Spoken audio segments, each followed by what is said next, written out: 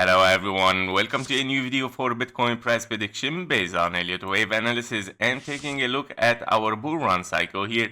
We have a 1, 2, 3, 4 and a 5. Currently we are still inside the wave F5 and we are still looking in case we are looking for higher prices, or are we looking to get out of this acceleration channel which is taken from your wave 2 and based on your wave 3 here.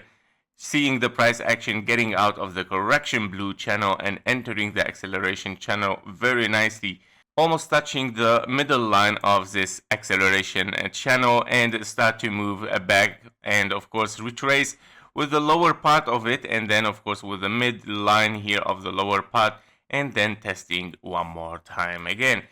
Currently, the price action is looking back toward the downside and retesting this acceleration lower part. As you can see, it is a third time that it has been tested, and now it might be the fourth time even. We're gonna see if this price action is gonna break this acceleration channel and moving toward the downside. Of course, breaking it, meaning of course finished wave 5 towards the upside. It is not really likely that the price action get out and then come back inside the acceleration channel.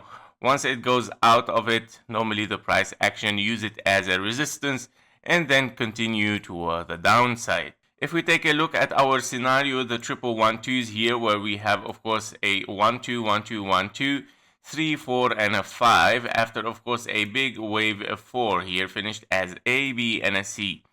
You have of course here finished a or top for a wave 3. In the orange scenario you got a retracement 3 waves down, and probably even here for a wave 4, and then continuation for one more impulse toward the upside to finish a wave 5 in orange and a wave 3 in the yellow.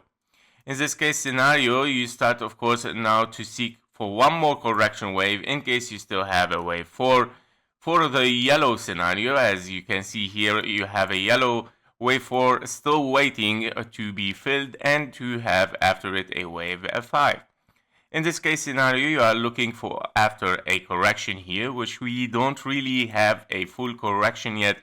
If you count this area here, this portion, you can see that something is still missing. It looks like if you want to take it even as a zigzag here or a WXY, your zigzag is still missing one more leg, because this impulse is 1, 2, 3 inside internally and still need of course this wave 5 to be finished to be considered as a zigzag wave C. Therefore, one more leg is still very possible of course to take this wave 4 in case you are still bullish. You would like of course to see to see higher prices after it. But don't forget that taking this low, meaning getting out of the acceleration channel.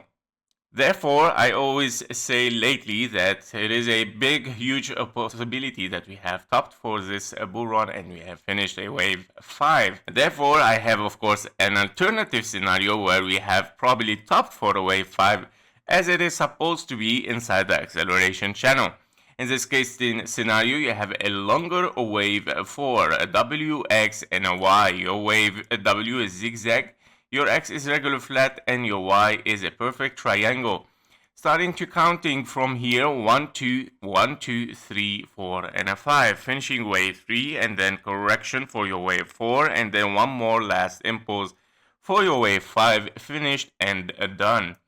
Now, if you are looking for a longer wave 4, you would like of course to reject this area and start to move towards the upside in a triangle shape, and meaning you want to finish in W, X for an expanding flat and a triangle for a wave Y, and then moving one more wave for a wave 5. This is the only scenario that you can still of course have a little bit higher price with one more wave towards the upside before breaking the acceleration channel again. Of course, don't forget that these channels are very, very important. In case we break them for one more low, that might be of course a very, very critical that we have finished this bull run.